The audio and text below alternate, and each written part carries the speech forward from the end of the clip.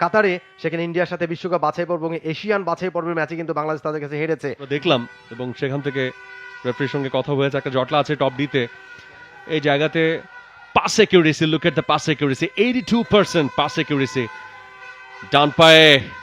এবারে কিন্তু হেডে ক্লিয়ার হয়ে গেছে এবং অনিরুদ্ধ থাপা যে ক্রসটা নিয়েছিলেন, এখনো অনিরুদ্ধ থাপার পায়ে বলটা রয়েছে, সুযোগ রয়েছে, অ্যাটাকিং থার্ডে কিন্তু রয়েছে ইন্ডিয়া। স্কোয়ার পাস করেছে, সামনে জটলা, এই জটলা বল দেয়ার চায়, আক্রমণটা আবারও বিল্ড আপ করতে চাইছে, নিজেদের মধ্যেই পাসিং ফুটবলটা খেলছে। সুরেশ সিং ওয়াংজেম, যিনি আসলে আজকে বেশ চিন্তিত, as we were saying, right. এবং মাহফুজ, এটা খুবই স্বাভাবিক, কারণ পৃথিবীতে আমার কাছে মনে হয় যে সব থেকে টাফ জব যে কোচের দায়িত্বটা। ভালো খেললে সুনাম এবং খারাপ খেললে বিদায়। এখানে চাকরির কোনো গ্যারান্টি নাই, দলের উপর ডিপেন্ড করছে আপনার চাকরি, এবং সেখান থেকে কিন্তু স্যাক হয়ে যাওয়ার একটা ব্যাপার তো থাকেই। এবং প্রত্যেকটা কোচই চান আসলে তার দলটাকে তিনি একটা ভালো শেপ দিতে এবং দলের জন্য ভালো কিছু আসলে বয়ে আনতে। একটা ভালো অর্জন প্রত্যেকটা কোচেরই আসলে কাম্য থাকে। ডায়াগোনাল পাস, উদ্দেশ্য সেরিটন ফার্নান্দেস, রাইট উইং ধরে তিনি এগিয়ে যাচ্ছেন, সামনে বাধা আছে, সেখান থেকে থ্রু বাড়িয়েছিলেন উদান্তা সিং, ডান পায়ে cross in head, absolutely fantastic.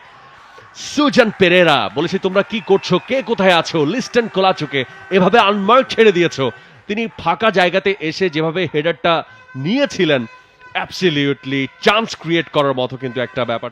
ছোট করে দিয়ে বলটা নিয়ে রান করছেন এবং সেখান থেকে টপ ডিশ সামনে থেকে ডান পায়ে উদান্তা সিং যেভাবে শটটা নিয়েছিলেন, একটা kind of A rocket launcher, but crossbar উঁচিয়ে বলটা চলে গেছে। পাওয়ার ছিল কিন্তু এই শটটাতে, তাতে কোনো সন্দেহ নেই। বাট এই ম্যাচে আপনি দেখুন যে 5-1-2-1 তিনি এই ফরমেশন খেলাচ্ছেন, একটা ফ্লাইং সেভ সুজান পেরেরার কাছ থেকে। হয়তো ভুলেই গেছেন এত আগের। যাই হোক, আরো একটা থ্রো শ্রীলঙ্কার অনুকূলে লম্বা করে থ্রো, কর্নার কিকের মতো। গোলকিপার অনেকক্ষণ পরে গুরপ্রীত সিং তিনি বলের নাগাল পেলেন বা বলটা গ্রিপ করলেন। ইগর স্টিমাচ ফ্রি কিক, ভালো জায়গা থেকে মাহফুজ, চমৎকার জায়গা থেকে ফ্রি কিক, যদি ঠিকঠাক মতো বলটা রাখতে পারেন লম্বা করে, কি অবশ্য প্রস্তুত সেখানে Sujan Perera. Very strong punch, এবং পাঞ্চ করে কিন্তু বলটাকে ক্লিয়ার করলেন, এখনো বিপদমুক্ত হয়নি। টপ ডি থেকে হেডার, সেখান থেকে আবারও কিন্তু একটা চ্যালেঞ্জ আমরা দেখলাম, খুব কঠিন চ্যালেঞ্জ, এবং বলটাকে সেভ করার জন্য দেখা যাক সেট পিস কাজে লাগাতে পারে কিনা তারা। এবারে কিন্তু তুলেছেন বেশ ভালোভাবে, ওয়াও, চমৎকার হেডও কিন্তু হয়েছিল। তবে ওই যে লক্ষ্যভ্রষ্ট মাহফুজ, একইভাবে সুভাষিস বোস, এর আগে আমরা দেখেছি কোলাচো একটা ভালো হেড নিয়েছিলেন, সেটাও লক্ষ্যের বাইরে। এবারে যেটা বোস যেই হেডটা নিলেন, যে সুভাষিস বোসকে আপনারা দেখতে পাচ্ছেন। টিম ইন্ডিয়া নিশ্চয়ই সেকেন্ড হাফে তাদের স্ট্র্যাটেজি চেঞ্জ করে তারা কিছুটা প্রেসিং ফুটবল খেলবার চেষ্টা করবেন টিম ইন্ডিয়ার খেলোয়াড়রা, এবং সেটা কিন্তু দেখতে পাচ্ছি আরো একবার আক্রমণে কিছুটা গতি সঞ্চার করে বাঁ দিক থেকে সেন্টার হয়েছে। তবে গোলরক্ষক অসাধারণ, এক্সিলেন্ট খেলছেন আজকে সেখানে সুজান পেরেরা। ঘটনাটা ঘটে যেত সেই টোকার আগেই তাকে বোকা বানিয়ে বলটা কিন্তু নিজের গ্লাভসে নিয়ে নিয়েছেন। সহজ বল গুরপ্রীত সিং সান্ধুর জন্য, বলটা ধরেই বল ছেড়ে দিয়েছেন রাইট ফ্ল্যাঙ্কে, সেখানে সেরিটন ফার্নান্দেস ঠিকমতো যদি তুলতে পারেন তাহলে কিন্তু একটা ভালো ডোর ওপেন হবে। আলতো করে হেড, আসলে তেমন রুম তৈরি করতে দেয়নি ডিফেন্স লাইন। হেডটা নিয়েছিলেন সেখানে রাহুল শঙ্কর। ঠিক এই মুহূর্তে গ্ল্যান মার্টিন্স বল পেয়ে গেছেন, রাইট ফ্ল্যাঙ্কে বলের যোগান দিয়েছেন তিনি, সামনেই ব্লক রয়েছে, একজনকে কাটিয়ে ভালোভাবে উদান্তা সিং ক্রসিং, কে রিসিভ করবেন? এই পাশে মন্দর রদ দেসাই, সেই ফরমেশনে কিন্তু তারা আটকে রাখতে পেরেছে। এবারে একটা হেডার ছিল সুনীল ছেত্রীর কাছ থেকে, আফসোস করছেন, এটা লুপ তৈরি হয়েছিল, এটা লুপ হয়ে বলটা কিন্তু শেষমেশ গোলপোস্টে ঢুকে যায়। আপনি দেখুন বলটার মধ্যে লুপ ছিল, খুবই টল গাই সুজান পেরেরা। লিস্টন কোলাচো বল পেয়ে গেছেন, সুনীল ছেত্রী বল বের করে দিয়েছেন কোলাচোর জন্য, ডিবক্স ক্রসিং, ভালো বল ছিল এটা। এই যাত্রায় কিন্তু বলটাকে চেস রিসিভ করেছেন আরো একবার চারিথা রত্নায়কে, এবং শেষমেশ সুজান পেরেরা। কোলাচো তার পায়ে বলটা রয়েছে, সামনে কিন্তু রয়েছেন দেসাই। কোলাচো এবং দেসাইয়ের মধ্যে একটা সেট আপ, ভালো সুযোগ ছিল, এই সুযোগ খুব কম পাবেন আপনি একটা ম্যাচে। এই জায়গাতে সুনীল ছেত্রী তিনি যেভাবে আসলে বলটা নিয়ে তিনি গিয়েছিলেন, দেসাই আমরা অ্যাকশন রিপ্লেতে আরো একবার দেখছি, দেসাই বাপায়ে খুব ভালো একটা বল বাড়িয়েছিলেন, অনেকটা ফাঁকা জায়গা থেকে দৌড়ে এসে স্লাইড করে বলের ডিরেকশনটা শুধুমাত্র করবার জন্য এগিয়ে এসছেন, সেখান থেকে ক্রস করা হয়েছে সুইপার ব্যাক পজিশনে, সেখান থেকে এই পরবর্তীতে গোল রক্ষক এসে ফিস্ট করলেন। বিপদ হতে পারতো এই জায়গাটাতে। ইয়াসির বলটাকে কিন্তু বের করে নিয়েছেন এবং শেষমেশ জুদে সুপান তিনি ছিলেন। বাকবিতণ্ডা করছিলেন যে সময় চলে যাচ্ছে, তুমি দ্রুত খেলা চালাও, এবং সেটা কিন্তু রেফারি মেনে নেননি, তাকে হলুদ কার্ড প্রদর্শন করেছেন। বলতে বলতে আরেকটা আক্রমণ দেখা যাক, রক্ষণ ভাই এবং বলতে বলতে না, তার আগে অবশ্য অফসাইডের সংকেত, রেফারির কাছ থেকে অফসাইডের সংকেত। অনেকক্ষণ পরে যদিও বা নেটের দেখা পেল বলটা, কিন্তু ততক্ষণে অফসাইডের সংকেত, এবং ইগোর স্টিমাচ কিন্তু এই মুহূর্তে হাসছে। কিন্তু অনেক নাটকীয়তা, এবং এই জায়গাতে আমরা এখন রিপ্লেটা দেখছি যে হেডারটাতে বলটাকে ঢুকানো হয়েছিল, পরবর্তীতে চেস্টও রিসিভ করেছিলেন শুভাশিস বোস, এবং যেই বডি টার্ন করে যে কিকটা নিয়েছিলেন সেটা সোজা গিয়ে পিঠের মধ্যে ঠেকেছে।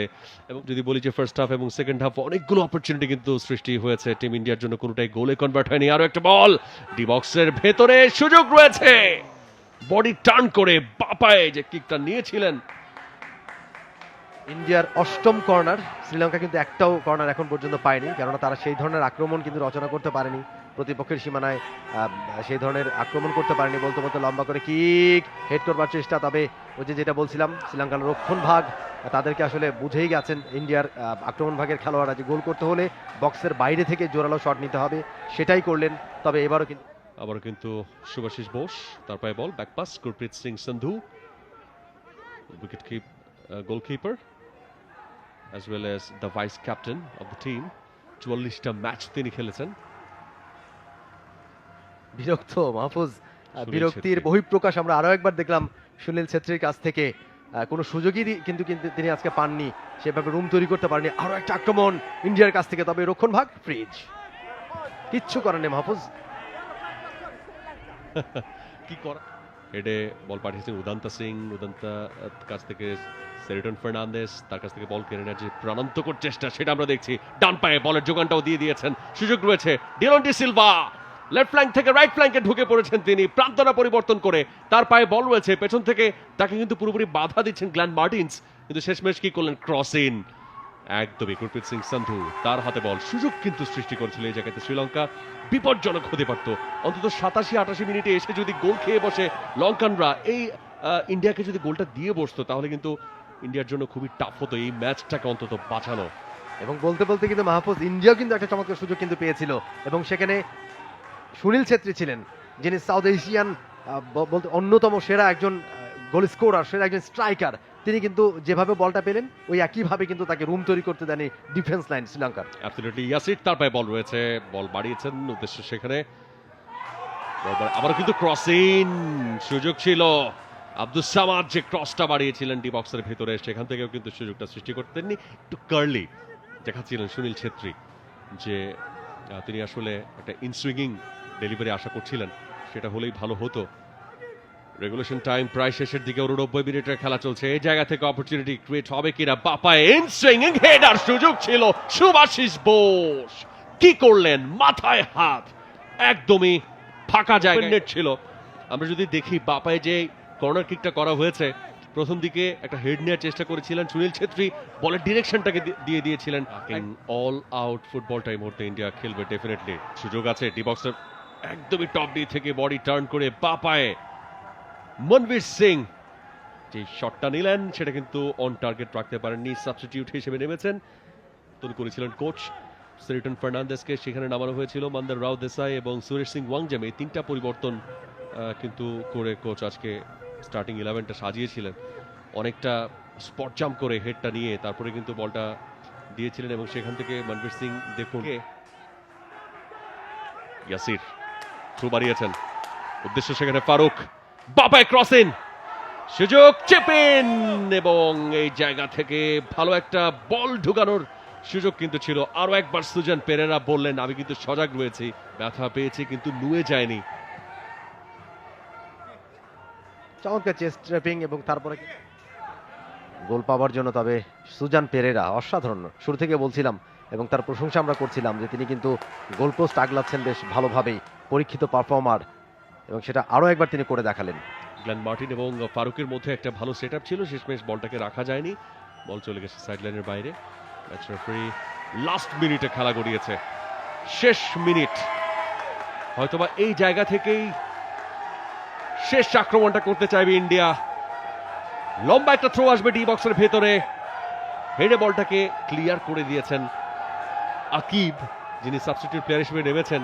সেরিটন ফার্নান্দেজ একটা লং বল ছেড়েছিলেন ডি বক্সের ভেতরে, শুভাশিস বোস হেডটাও নিতে চেয়েছিলেন কিন্তু দুর্বল হেড, খুব সহজেই বলটাকে রিসিভ করেছেন সুজন পেরেরা। শেষ মুহূর্তের খেলা মাহফুজ, শেষ মিনিটের খেলা বলতে হবে, এবং এখন পর্যন্ত কিন্তু উভয় দল গোললেস। এখন পর্যন্ত কেউ কিন্তু নেটে বল জড়াতে পারেনি। দেখা যাক শেষ পর্যন্ত আসলে কি হয়।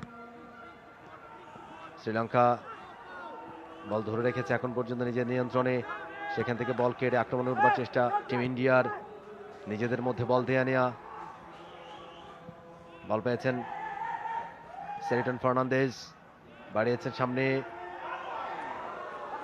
শেষ পর্যন্ত কর্নারের বিনিময়ে রক্ষা হলো এই আক্রমণটি। ডাকসান পুসলাস তিনি বল পাঠিয়ে দিয়েছেন গোললাইনের বাইরে।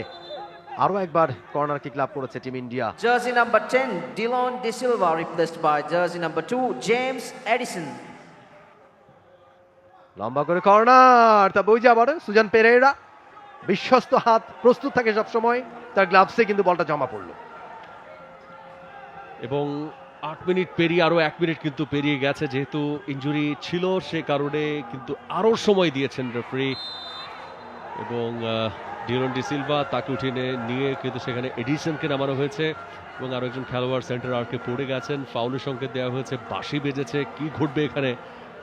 At time 8 minutes, but 9 minute পেরিয়ে 10 মিনিটের খেলা চলছে এই মুহূর্তে।